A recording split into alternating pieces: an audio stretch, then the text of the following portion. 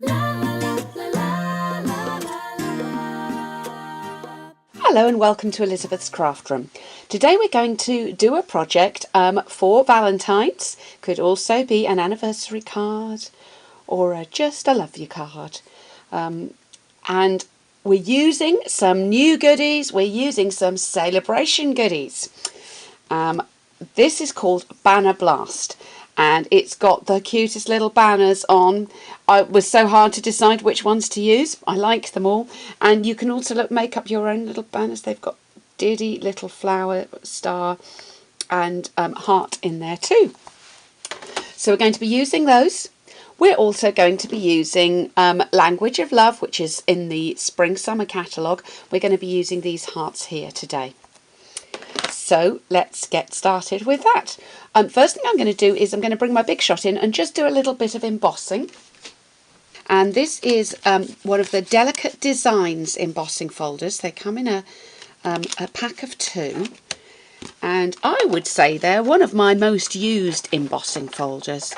The other one is a very pretty scallop shape.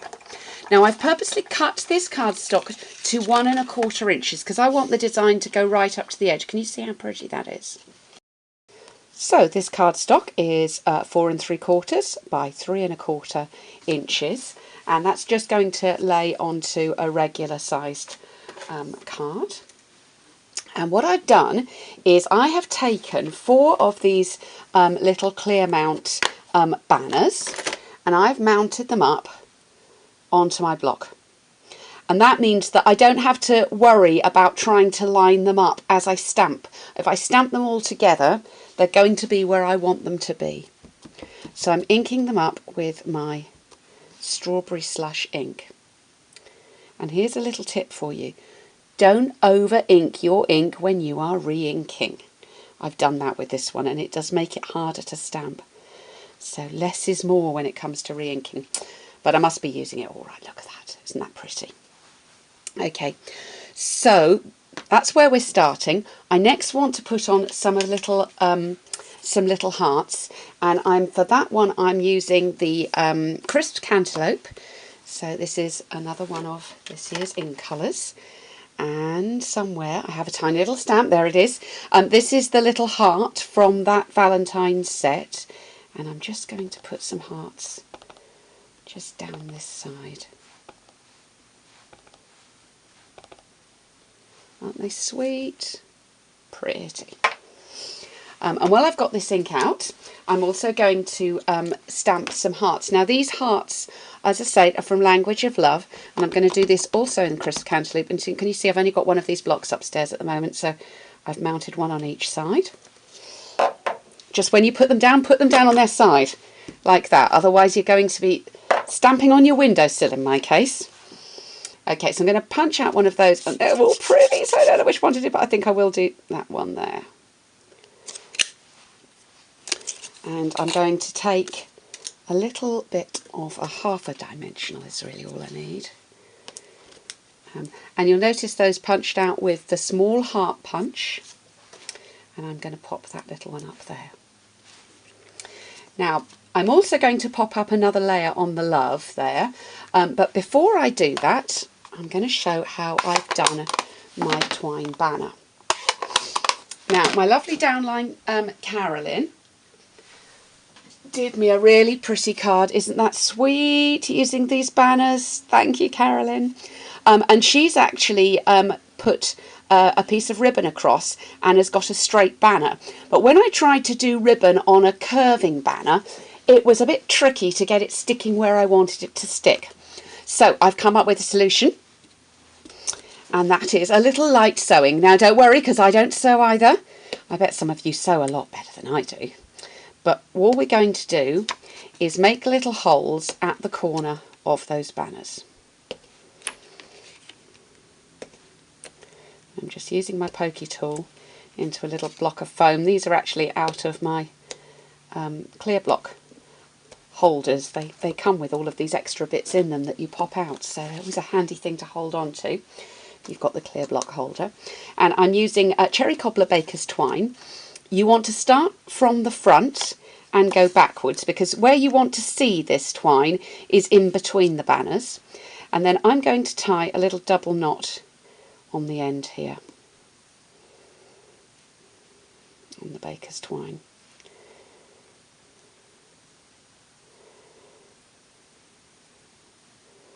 That looks good to me. And then I could have left myself a little bit more of a tail there, but never mind, that'll be okay. And so I'm just going to sew through, coming up from the back, through those holes. If you are a needlewoman, you'll know you do not use your good needles on cardstock, even if you have made a hole. So just have a special one for baker's twine. And then I'm coming back up. And doesn't that look cute? Isn't that a good way to hang your banners? And then I'm going to tie a double knot at this end as well. You could do bows or something, and I haven't done that knot near enough. Now the way to do it is to kind of piggle it down so it wants to be right at the end. That will do fine with that one. One more. Piggle is my upline Amanda's word.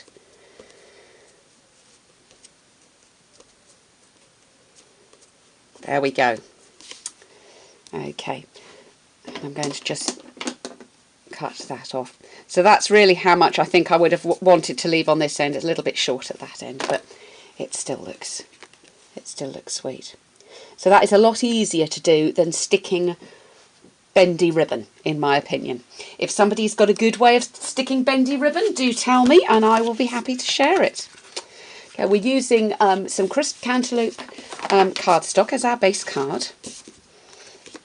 And then going back to that piece that we embossed earlier, I'm going to cut that to, it's going to be about 4 inches, roughly. And just put that down the side. I'm going to just trim that end bit because I can see a little edge there that I don't want to see. And both sides are pretty on this as well. It's difficult to know which way you want up, but I'm going to have the embossed side rather than the debossed side up today. Pretty. Okay, so next is going to be this layer here. And you can see on the back there, it's neat on the back as well. You could put more holes in and, you know, see the ribbon, see the baker's twine going in and out a bit more on there, but I think that works for me. Okay, now I said I wanted another little popped up banner of the love, so I've printed one of these, and we have, ta-da, a matching punch. What I'm only learning today is that you need to put, when you need to stamp these sideways, because that's the way the punch wants to go in. So stamp them sideways and they'll be nice and easy to punch out. Cute. And I'm going to pop that up. Whoops. With a dimensional.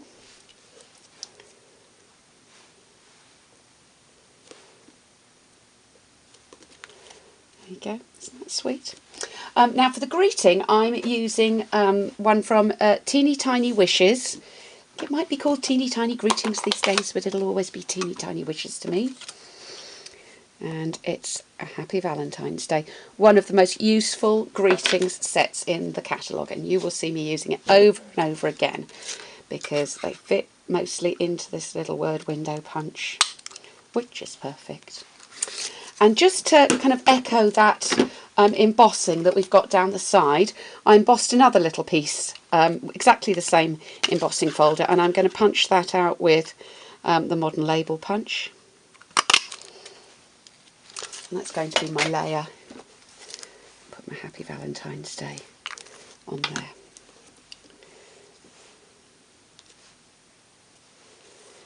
And we're going to pop that up again with a couple of dimensionals.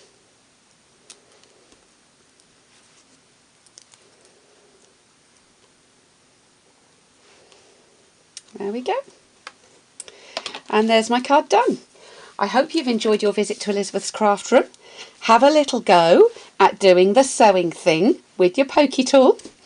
And as I say, let me know if you know a fabby way to string up your banners, and I will share it with everyone.